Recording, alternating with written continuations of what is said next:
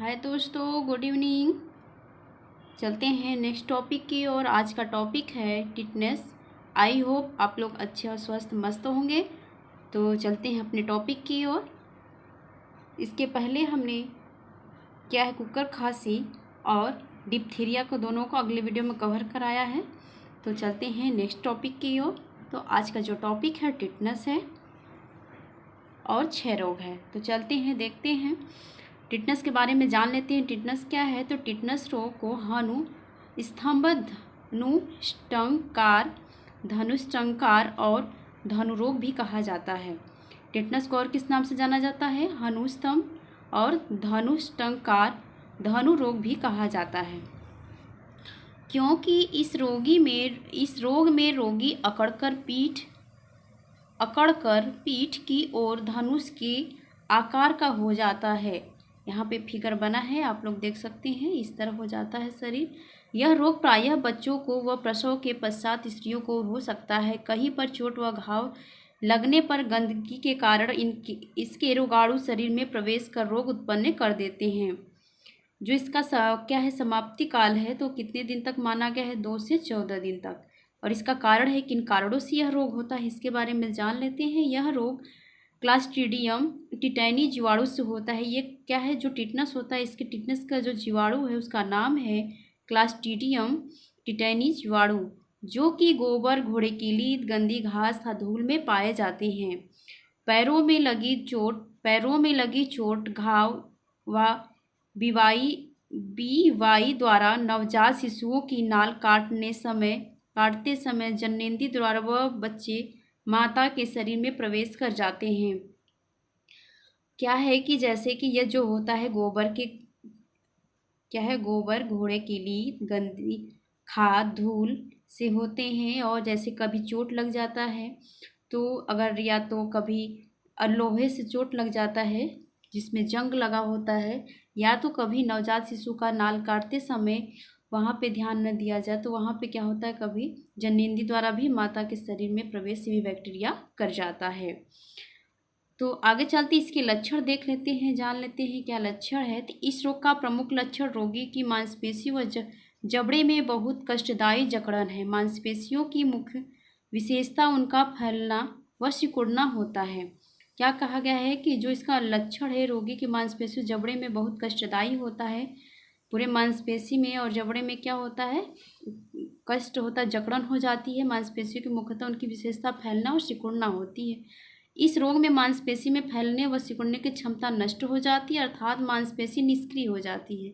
जो शरीर का मांसपेशी वो निष्क्रिय हो जाता है। यह निष्क्रियता जब जबड़े व हृदय को प्रभावित तो करती है तो फेफड़े व हृदय अपना कार्य करना बंद कर देते हैं। श्वास रुक जाती है।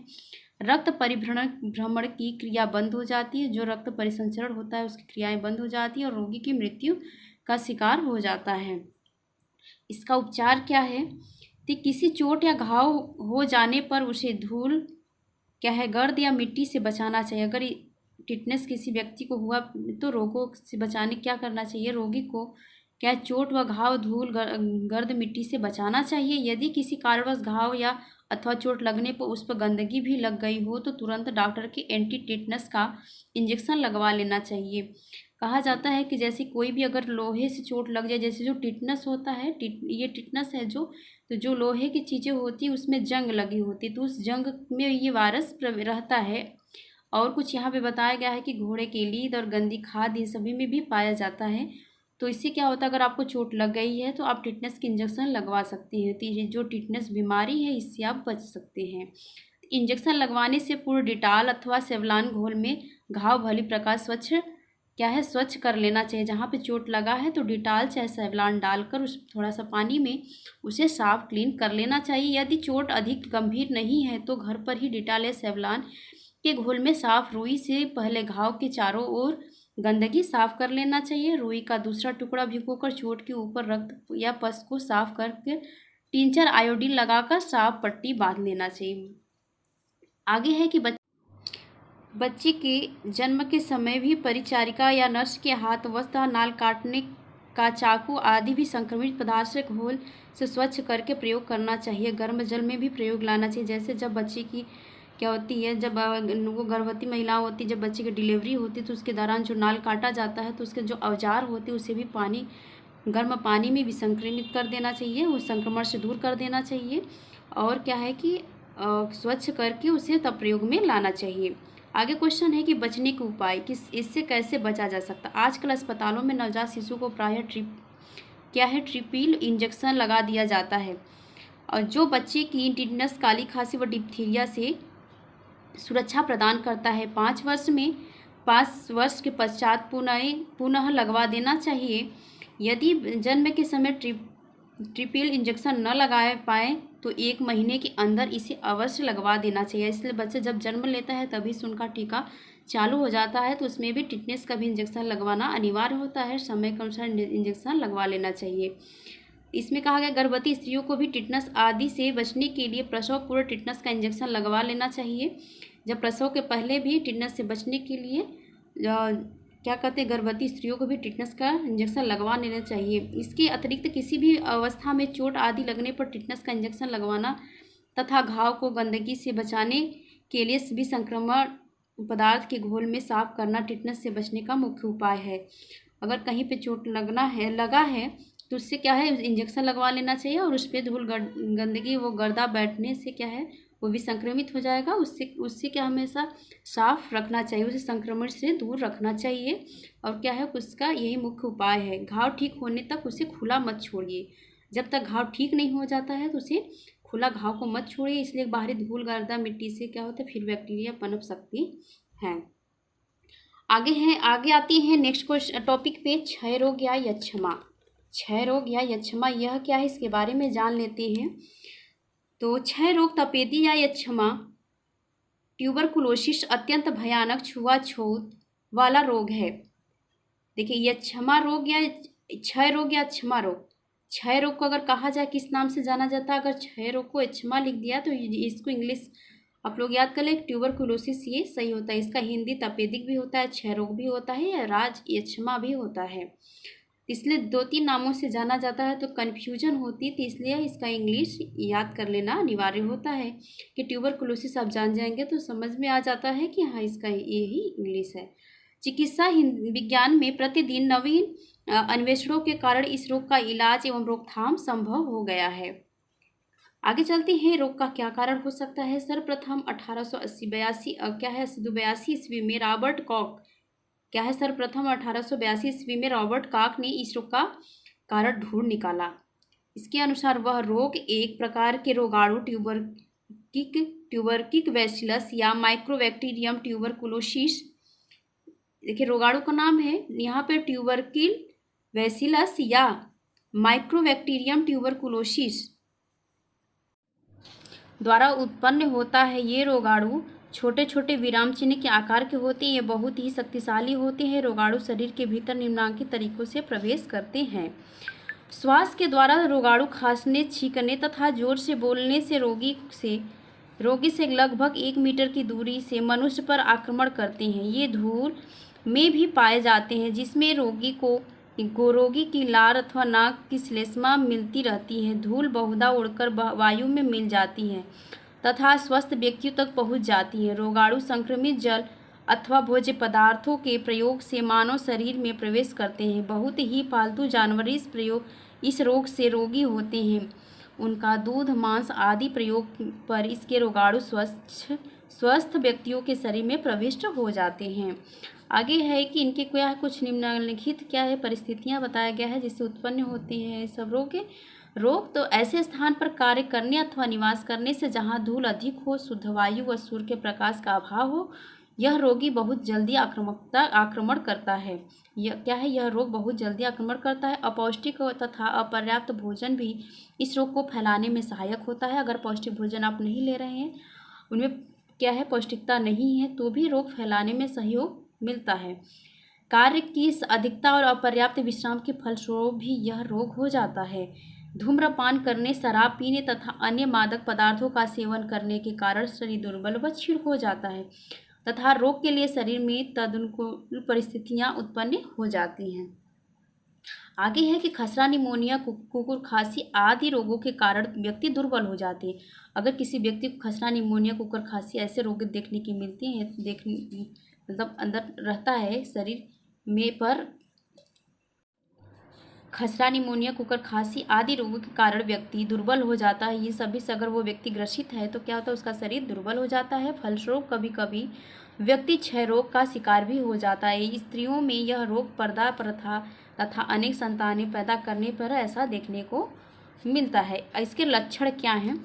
ट्यूबरकुलोसिस के क्या क्या लक्षण, इसके बारे में हम देख लेते हैं। हल्का हल्का ज्वर, नाड़ी की तीव्र गति, भूख कम होना इस रोग के सामान्य लक्षण है। रोगी के शरीर का भार भी धीरे धीरे कम हो जाता है। उसे हर समय निर्बलता, थकावट, आलस्य व अनुभव होता है। कभी कभी छाती में पीड़ा, साथ में थूक, खून निकलना, तनिक सा परिश्रम करने पर सांस लेने में कठिनाई होती है। बहुधा फेफड़ों व प्लूरा में रोग प्रवेश कर जाता है, जिसकी तुरंत चिकित्सा करना आवश्यक है। आगे है कि रोग का निदान व उपचार कैसे किया जाए। रोग की शंका होते ही कुशल डॉक्टर से जांच करानी चाहिए। छाती का एक्सरे लेकर तपेदिक के निश्चयात्मक जांच हो जाती है। यदि फेफड़ों में छाया दिखाई देती है तो समझ लीजिए कि उन्हें तपेदिक ने ग्रस्त कर लिया है। परंतु प्रारंभ में तो थूक की जांच से ही निश्चित कर सकते हैं कि उसमें तपेदिक के बैक्सीलस है या नहीं, उनके बैक्टीरिया का पता किया जा सकता है।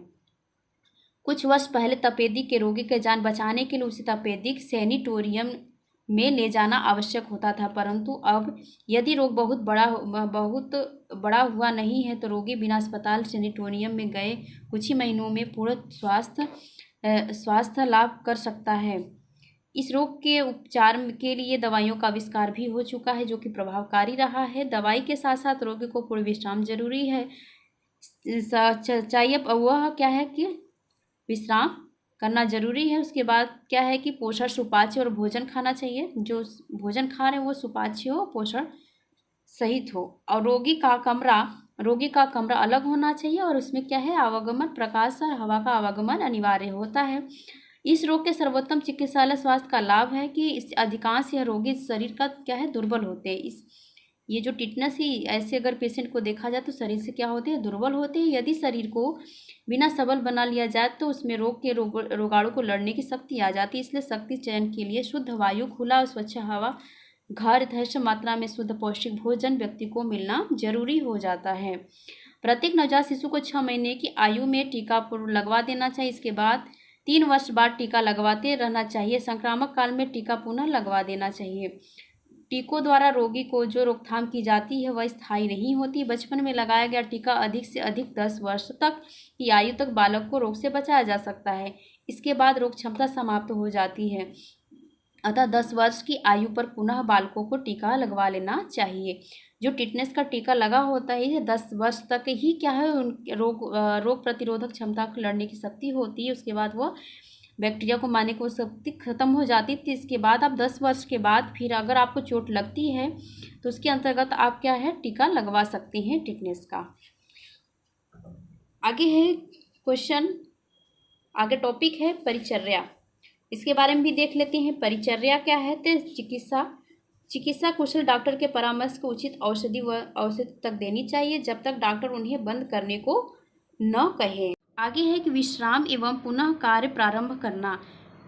जब तक ज्वर है तब तक पूर्ण विश्राम करना अपेक्षित है। इससे स्वास्थ्य लाभ शीघ्र होगा, परंतु 5-6 मास के पश्चात डॉक्टर की अनुमति से धीरे धीरे कार्य करना आरंभ लाभकारी होता है। अगर आपको डॉक्टर बोल दिए आराम के लिए, तो अगर आप ज़्यादा गंभीर स्थिति में हैं तो आप 5-6 महीने तक आप आराम कर सकते हैं, लेकिन डॉक्टर की अनुमति से क्या है कि धीरे धीरे अपना कार्य करने लगेंगे आप।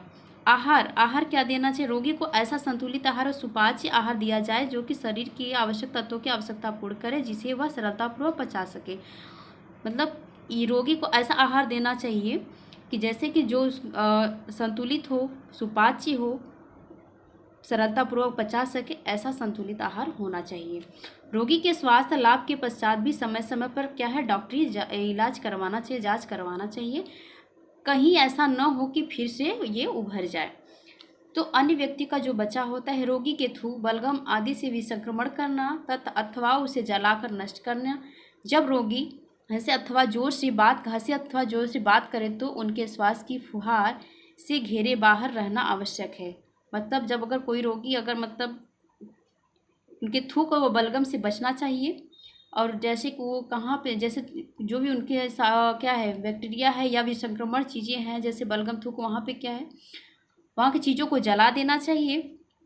और जैसे अगर पेशेंट जोर से हंस रहा है या जोर से बात कर रहा है तो उनके श्वास के द्वारा जो फुहार आते तो उससे भी क्या होता है बाहर घेरे रहते हैं जो संक्रमण क्योंकि तपेदिक के लाखों रोगाणु खांसने इधर उधर फैलते हैं, उससे भी क्या होता है उनसे दूर होना चाहिए। और लाखों जो भी रोगाणु होते हैं वह खांसने और थूकने से, बोलने व हंसने से बैक्टीरिया इर्द गिर्द फैले होते हैं। खांसते समय रोगी को सदैव रुमाल का प्रयोग करना चाहिए। इसलिए जब कभी भी खांसी आए चाहे जुकाम हो तो हमेशा रुमाल का प्रयोग करना चाहिए। ये हमें सीखना चाहिए कि अगर हमें कोई प्रॉब्लम है या परेशानी है या मुझे सर्दी व खांसी आ रहा है तो हमारे थ्रू किसी अन्य व्यक्ति को ना हो, ये चीज़ों का हमें खास तौर से ध्यान देना चाहिए। अब हम लाते हैं इसके बाद क्वेश्चन को, चलते हैं क्वेश्चन की ओर। क्वेश्चन है कि टिटनेस रोग को किस किस नामों से जाना जाता है। तो कौन कौन से नाम है जो टिटनेस रोग है इसके कौन कौन से नामों से जाना जाता है इसे। तो हनु स्तंभ और धनुष टंकार तथा धनु रोग के नाम से भी जाना जाता है टिटनेस को। आगे क्वेश्चन है कि टिटनस रोगी का पीठ किस आकार में हो जाता है। तो धनुष के आकार में ऐंठ कर हो जाता है टिटनेस रोगी का। आगे क्वेश्चन है कि टिटनस का संप्राप्ति काल कितना है। तो 2 से 14 दिन का संप्राप्ति काल माना जाता है। आगे क्वेश्चन है कि टिटनस जीवाणु का क्या नाम है। तो क्लास्ट्रीडियम टिटेनी नामक जीवाणु है जो टिटनस के जीवाणु का जो नाम है वो क्या है, क्लास्ट्रीडियम टिटेनी जीवाणु है। आगे क्वेश्चन है कि टिटनस के जीवाणु कहाँ कहाँ पाए जाते हैं। तो गोबर में, घोड़े के लीद में, गंदी खाद में तथा धूल में, इन सभी जगहों पे क्या होता है कि टिटनस के जीवाणु पाए जाते हैं। आगे क्वेश्चन है कि टिटनस की बीमारी में मांसपेशियों की क्या विशेषताएं हैं। तो मांसपेशियों की यह विशेषता है कि जो टिटनेस जो रोगी होता है जिसे हुआ रहता है उस पेशेंट का क्या होता है, मांसपेशी क्या होता है, फैलना व सिकुड़ने का कार्य होता है। मांसपेशियों में फैलना सिकुड़ना ये क्रियाएं होने लगती हैं। आगे क्वेश्चन है कि टिटनस के व्यक्ति को कौन सा इंजेक्शन लगवाना चाहिए। तो एंटी टिटनस का इंजेक्शन लगवाना चाहिए। आगे क्वेश्चन है कि चोट लगने पर घाव को किससे साफ करना चाहिए। तो चोट लगने पर घाव को डिटॉल या सेवलॉन से साफ करना चाहिए। आगे क्वेश्चन है कि राष्ट्रीय पल्स पोलियो टीकाकरण अभियान कब शुरू किया गया था। तो राष्ट्रीय पल्स पोलियो टीकाकरण अभियान 1995 में शुरू किया गया था। आगे क्वेश्चन है कि राष्ट्रीय टीकाकरण दिवस हर साल कब मनाया जाता है। तो हर साल राष्ट्रीय टीकाकरण दिवस 16 मार्च को मनाया जाता है। आगे क्वेश्चन है कि टीबी के 2 प्रकारों के नाम बताइए। तो टीबी 2 प्रकार के होते हैं। तो साल्मोनरी टीबी होता है, एक्स्ट्रा पल्मोनरी टीबी होता है। तो इसमें क्या होता है, जो यहाँ पे पल्मोनरी टीबी है, एक एक्स्ट्रा पल्मोनरी टीबी है। तो पल्मोनरी टीबी में क्या होता है, फेफड़े संक्रमित होते हैं। और जो एक्स्ट्रा पल्मोनरी टीबी होता है इसमें क्या होता है, फेफड़े को छोड़ के अन्य शरीर पर असर पड़ता है इसका। आगे क्वेश्चन है कि टीबी को और किस नाम से जाना जाता है। तो क्षय रोग, तपेदिक या राजक्षमा के नाम से, देखिए क्षय रोग, तपेदिक, राजक्षमा और ट्यूबरकुलोसिस जिसे टीबी कहते हैं, इन सभी के नामों से जाना जाता है। आगे क्वेश्चन है कि टीबी के रोग का पता किसने लगाया था। तो टीबी के रोग का जो पता किसने लगाया था। तो 1882 ईस्वी में रॉबर्ट कॉक ने लगाया था। आगे क्वेश्चन है कि क्षय रोगाणु के नाम बताइए। क्षय रोग के रोगाणु का क्या नाम है। तो ट्यूबरकिल, बैसिलस या माइक्रोबैक्टीरियम ट्यूबरकुलोसिस, ये क्या है, क्षय रोग जो टीबी के रोगाणु का नाम है। आगे क्वेश्चन है कि बीसीजी का टीका किस बीमारी के लिए लगवाया जाता है। तो बीसीजी का टीका किस बीमारी के बचाव के लिए लगवाया जाता है। तो टीबी के बचाव के लिए लगवाया जाता है। आगे क्वेश्चन है कि बीसीजी का पूरा नाम क्या है। तो बैसिलस कालमेट ग्यूरिन नाम है। आगे क्वेश्चन है कि क्षय रोग से ग्रसित रोगी का भोजन कैसा होना चाहिए। तो क्षय रोग से जो ग्रसित व्यक्ति रोगी है उसका भोजन शुद्ध एवं पौष्टिक भोजन व्यक्ति को मिलना चाहिए। आगे क्वेश्चन है कि रोगी जब तक बुखार है तब तक क्या करना चाहिए, तब तक उसे आराम करना चाहिए, यानी विश्राम करना चाहिए। जब रोगी को बुखार रहता है तो उसे क्या करना चाहिए, आराम व विश्राम करना चाहिए। आगे क्वेश्चन है कि रोगी को खांसते व छींकते समय किन चीज़ों का प्रयोग करना चाहिए, तो रुमाल का प्रयोग करना चाहिए। ये कॉमन चीज़ें हैं कि अगर पेशेंट है या किसी को नॉर्मली सर्दी जुकाम या बुखार है तो छींक आ रही है तो उसके दौरान भी रुमाल का यूज करना चाहिए। तो आई होप आप लोग को वीडियो आज पसंद आएगा। इसमें इंपॉर्टेंट क्वेश्चन है, हेयर साइंस से सारा रिलेटेड है, तो आप लोग इस वीडियो को जरूर देखिएगा, एक दूसरे को शेयर कीजिएगा। जो इसमें गलतियां होंगी, मिस्टेक होगा, आप कमेंट सेक्शन में कमेंट करके जरूर बताइएगा। आज के लिए इतना ही। Thanks for watching. Thank you.